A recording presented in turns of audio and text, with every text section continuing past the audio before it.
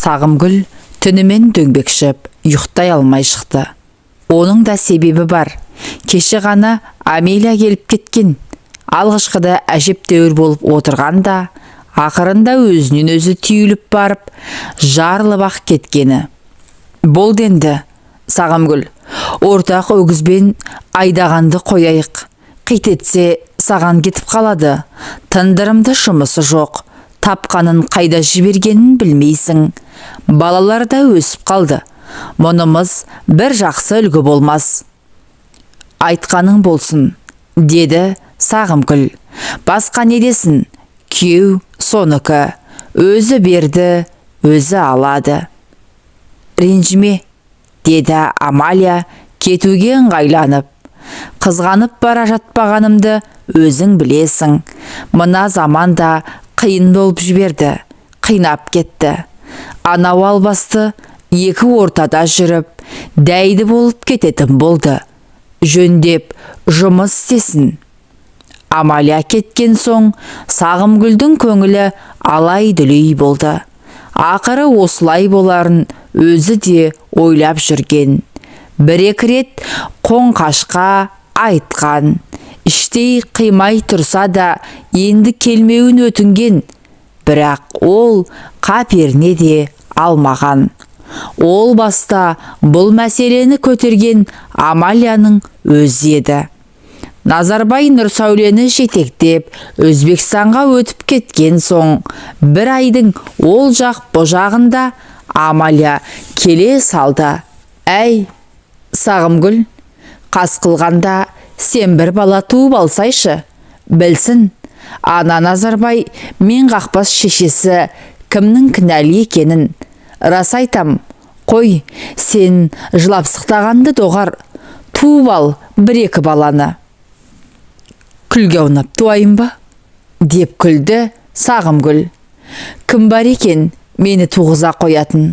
Оның бер жағында біреуден туу үшін оны азда болса ұнату керек шығар. Кез келген қошқарға құйрығын тосатын ана қорадағы саулық емеспін ғой. Біраз күннен кейін Амалия тағы да келді. Мектепте мұғалім болып бірге істейтін көңілі тату келіншектер есебін тауып ұзақ сырласатын. Кейде еріккеннен өсекте айтатын. Бұл жолы құрбысы Сағымгүлдің ойы түгілі түсіне де кірмеген нәрсені айтып келді. Әй Сағымгүл, деді әдетінше, сен әнеугүні менің айтқанымды ойландың ба? Ойланбасаң, біз Қоңқаш екеуміз бір шешімге келдік. Сен баланы біздің Қоңқаштан туасың. Сағымгүл ыршып түсті. Амалия, сенің есің дұрыс па?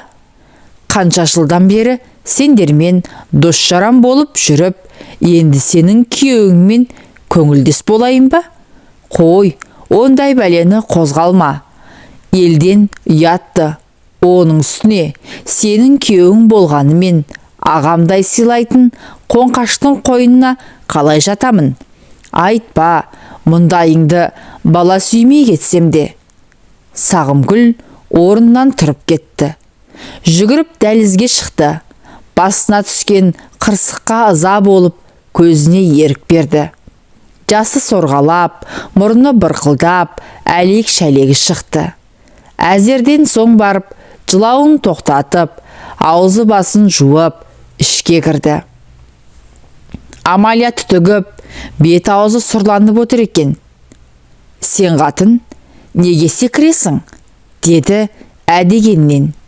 Мен сенен бір нәрсе сұрап отырмын ба? Тумасаң, тумай кет. Сенің байыңа мен ортақтасайын деп тұрған жоқпын ғой. Асырап алған балам бар дейтін де шығарсың. Атам қазақ айтқаны, сатып алмай құл болмас, туып алмай ұл болмас деп. Жасы онға толып, қолыңа келген ағаңның қызы саған қыз болады дейсің бе? Көріп жүрмін ғой, оның апта сайын әке шешесіне қарай қашатынын. Оның бер жағында әлгі Назарбайдың сені тумады деп кінәлап кеткені білесің бе? Расында да Сағымгүл тұрмысқа шыққанына 10 жыл өтсе де бала көтермеді. Алғашқы 4-5 жылда ыстық суығы басылмай, қызметке алданып жүрсе де, соңғы кезде Назарбайдың шешесі үлкен келінмен қосылып алып, оған күн көрсетпеді.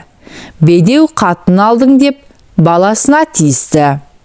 Ақыры шыдай алмай Сағымгүл дәрігерге қаралды. Бірақ тексеру қорытындысы оның бала көтеруге қабілетті екенін көрсетті. Ал Назарбай намыстанып, дәрігерге аяқ баспай қойды. Анда-санда кеудесінің артқанымен малданып, мен еркектігімді көрсетіп жүрмін, кінә сенен дейтінді шығарды. Күндердің күнінде райкомдағы жұмысын сылтауратып, іссапарға кеттім деп, апталап үйге қонбайтын болды. Ақыры Кеңес одағы тарап, Қазақстан тәуелсіздік алғаннан 2-3 жылдан кейін партия билетін тапсырып, күйеуі өлген бір балалы көңілдесін алып, қарасын батырды.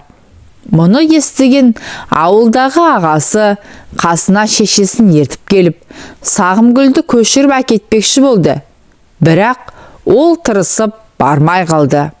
Үйін қимаған жоқ, мектебін қимады. Оқытып жүрген шәкірттерін қимады. Кезінде Назарбай мен Сағымгүл бір-біріне өліп өшіп қосылмағанды. Сағымгүлдің сүйгені басқа еді. Бірақ амал нешік? Ақын жазғандай, махаббаттың сирек қой, дәл басқаны, сен біреуді сүйесің, ол басқаны демекші. Жоғары курста оқитын сол жігіт оған көзін де салмай, басқа қызға үйленіп кетті. Сол жылдары институт бітірген жастар жапа-тармағай бір-біріне үйленіп жататын. Бұлар да сөйтті. Назарбай оқуды жақсы оқитын бір сыдырғы жігіт еді. Оны 1-2 рет құрбыларымен киноға шақырғаны бар. Сол жолы әдейі ұйымдастырылған туған күннен соң шығарып салуды сылтауратып, машинаға отырғызды да ауланы тартып берді. Сағымгүл үйленуге қарсы болмады. Енді міне, бойдақ келіншек болып шыға келді. Амалия өз айтқанын жөн санап, Сағымгүлді көндіре алмай, ренжіп шығып кетті. Содан кейін тағы да біраз күн өтті.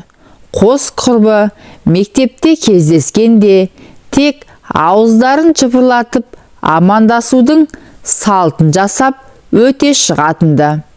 Ақыры шыдамай бір-біріне күле сөйлеп, кәдуілгі қарым-қатынасқа көшкендей болды. Бірақ өткендегі әңгіме қайта қозғалмады. Бір-бірінің үйіне баста сұқпады. Есесіне Сағымгүлдің үйіне оны-мұлны сылтауратып, 2-3 рет қоңқаш келіп кетті. Шырттай киініп, галстук тағып жүретін болыпты. Мұны бірден аңғарған Сағымгүл бажайлап қарап қалды. Әншейінде олпы-солпы көрінетін қоңқаш төредей-ақ жігіт екен. Әсіресе қолы қарулы, сәлемдескен кезде сығымдап жібереді. Ол келген сайын үйдің іші жылуарланып сала береді. Неге екені белгісіз. Сағымгүлдің де көңілі көтеріледі. Назарбай кеткелі бір нәрсе жетіспегендей болушы еді. Еркек кіндік екен ғой, жетіспей тұрған. Жаңа жыл қарсаңында Амалия декретке шықты. Соны себеп қылып Сағымгүлді үйіне шақырды. Сақырлаған 3 еркек баладан соң қыз туып алсам деген арманын айтты.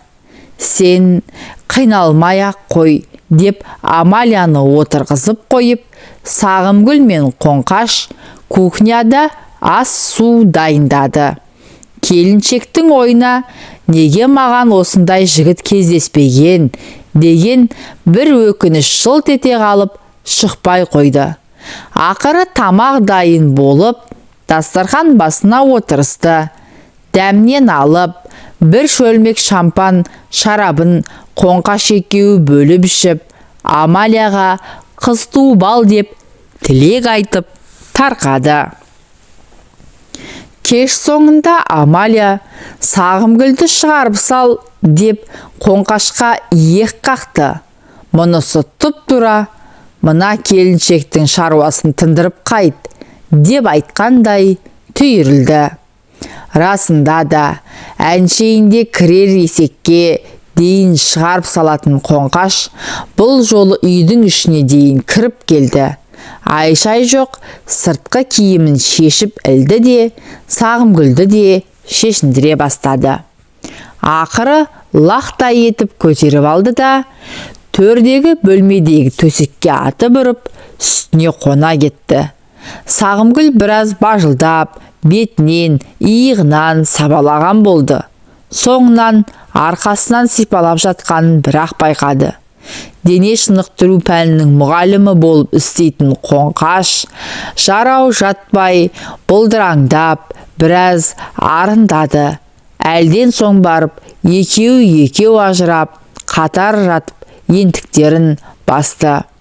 Бала туып, етегі қанамаған Сағымгүлдің тырсылдап тұратын кеудесі кәдімгідей ақ тершіп, езіліп қалғандай сезілді.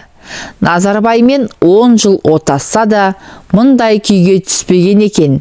Шектен тыс, өмірінде еркек көрмегендей ыңқылдап-сыңқылдап кеткеніне Қоңқаштан ыңғайсызданып жатыр.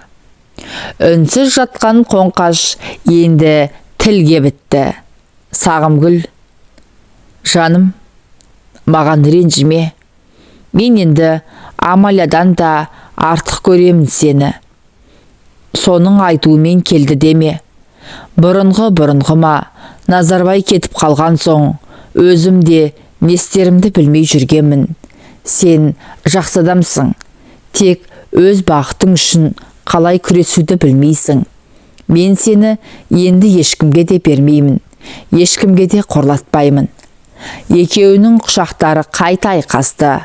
Амалия жүкті бола салысымен мұны жолатпай қойған-ау деп ойлады Сағымгүл. Солығын басқан келіншектің көз алдында Назарбай келе қалды. Екі ерні қаймықтай, бір кейіпті қыздарға келетін сыпайда сызылған ол еш уақытта қаттырақ қуанып немесе ерекше ренжіп, ойындағысын айтып сыр бөліспеуші еді. Тойық тамақтанады демесең, арақ ішіп мас болып, темекі шегіп кәйіп болған емес. Оның әрбір қылығы нормадан аспайтын. Ұрланғандай болып, Нұрсәулені ертіп, ағайын жұртты тастап кетуі оның өміріндегі ерекше жағдай болса керек. Мүмкін оны ертіп кеткен сылқым да сырбаз, сол пысық Нұрсәуленің өзі болар. Бүгінгі алған ләззаттан соң Сағымгүл Нұрсәуле сұлуға тіпті де ренжімейтінін байқады. Осыдан соң Қоңқаш күн аралатып келіп тұратын болды. Сағымгүл кешкі асын дайындап күтіп отырады. Қоңқаш келмей қалған күндері үй жұмысына да қолы бармайды. Қайта есік жаққа елеңдеумен болады. Арада көп күн өтпей-ақ мұның етеккір келмей қалды. Не болып қалды деп доғдырға жүгірді. Аудандағы әйелдерді қарайтын дәрігер, көрші тұратын өзі қатарлы Данаш дейтін келіншек еді. Сылқылдап біраз күліп алып, Сағымгүл жаным-ау, сенің ауруың Қоңқаштан болған деп қойып қалған. Сенің ай сайын келіп тұратын қызыл орамалды подругаң енді бір жылға дейін ат ізін салмайды. Сағымгүл не дерін білмей кері қайтты. Қуаныш па, әлде қорқыныш па, әйтеуір бір сезім тола бойын билеп алған. Кешкісін Қоңқашқа күндізгі әңгімені сыздақтатып жеткізді. Қоңқаш шындап қуанды. Пыш-пыш әңгіме тоқтасын деп, көрші қолаң дос-жарандарды шақырып, өздерін ерлі-зайыпты деп жариялады. Осыдан 8 ай өткен соң Сағымгүл қыз туды. Перзентханадан Амалия мен Қоңқаш алып шықты. Сәбидің атын Сәния деп Сағымгүл қойды. 2 жылдан соң маңдайы шоттай ұл бала тапты. Ойпырмай, қалай айнымай қалған деп Амалия біресе Қоңқашқа, біресе нәрестенің бетіне қарай берді. Баланың атын сен қой, деді Сағымгүл Амалияға қарап. Қойсам қояйын, аты Арман болсын. Ендігі ұлыңның атын Қоңқаштың өзі қояр. Қайдағыл, деді Сағымгүл. 1-2 жылда 40-қа келемін. Құдай 2 перзентімді аман қылсын. Содан бері де тағы 2-3 жыл өтті. Балалар желкілдеп өсіп қалды. Екеуі де мектептің жанындағы балабақшаға барады. Осыдан біраз бұрын ауылдан жеңгесі келіп, басы бүтін Бердік деген қызын жетектеп алып кетті.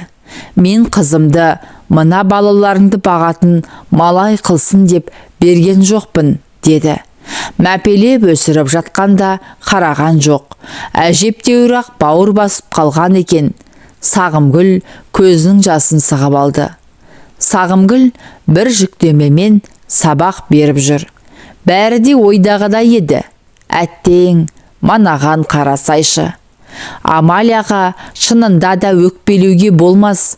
Енді бұған ортақ өгіз не дейді? Жақында ғана көшеден Назарбайды кездестірген. Ойда жоқта қарасы келіп қалды. Бөтен адамдай салқын амандасты. Жіптіктей. Үстінде қара көк костюм, мойнында ешқашан тастамайтын галстугі. Көптен бері көрінбей кеткен Назарбай бұл ауылдың барлық жаңалығын түтіндеп жүретін көрші келіншекті баяндап бергені. Оның айтуынша оралман болып квота алып көшіп келіпті. Қазір облыс орталығында жатақханада тұрып жатқан көрінеді. Әлі үй ала алмапты. Баяғы қол ұстасып кеткен нұр сәулесі сол бойынша бала көтермепті. Назарбайдың өзі асқазан ауруына ұшырапты. Аурудың себебі жүйкеден депті доғдырлар. Сағымгүл селсоқ тыңдағандай кейіп танытты. Бірақ ішінен Назарбайды жаманшылыққа қимады. Қанша дегенмен ұрыспай таласпай 10 жыл бірге өмір сүрді емес пе. Ертеңіне кәдуілгі әдетімен Қоңқаш келді. Қолына ұстайтын портфелін толтырып, қант шай алыпты. Сырт киімін шешіп, жуынып шайынып, төрге озған соң, бағанадан бері үндемей отырған Сағымгүл сөз бастады. Қоңқаш, біз сенімен 5-6 жыл жап-жақсы тұрмыс құрдық. Құдайдың берген бір қыз, бір ұлын сүйдік. Мен саған да, сенен бұрын Амалияға да разымын. Менен қайтпаса, Құдайдан қайтсын. Енді бұдан бұлай бұл үйге келуші болма. Келсең де қонба. Мына балалар сенің де балаларың. Келіп көріп тұрамын, қамқоршы боламын десең, ерік өзіңде. Қолыңды қақпаймын. Ей, сен не деп тұрсың? Нені тантып тұрсың? Сені қандай шыбын қақты? Деп гүжілдеді Қоңқаш. Ертемен Амалия келіп кеткен. Ортақ өгізбен қос айдауды тоғарайық, деді ол. Оттамасын. Сен менің Құдай қосқан қосағымсың. Соның разышылығымен молда алдында некелескенмін. Құдайды қайдам, молданың некесі заңсыз. Оның бер жағында 2 үйдің балаларына не бетімізді айтамыз. Ана жақтағы 4 балаң сабаудай болып өсіп қалды. Ертең үлкеніне келін әпересің. Оларға қандай үлгі боламыз? Әңгімені доғар, деп айғайзыға салды Қоңқаш. 2 қатын жиылып кесіп пішкенсіңдер ме? Менен неге бір ауыз сұрамайсыңдар? Ар қойса анда тұратын, бері қойса мұнда тұратын, мен бір жиһаздарың бедім? Болды енді, бір нәрсені қоздатпай отыр. Одан да тезірек шайыңды әкел. Үрпиіп тұрған қызы мен баласын шақырып, бірін алдына отырғызып, екіншісін мойнына мінгізіп алды. Түрі өрт сөндіргендей қоңқаштан тайсақтап, Сағымгүл барып, қазанның астына от қойып, дайын тамағын қыздыруға кірісті.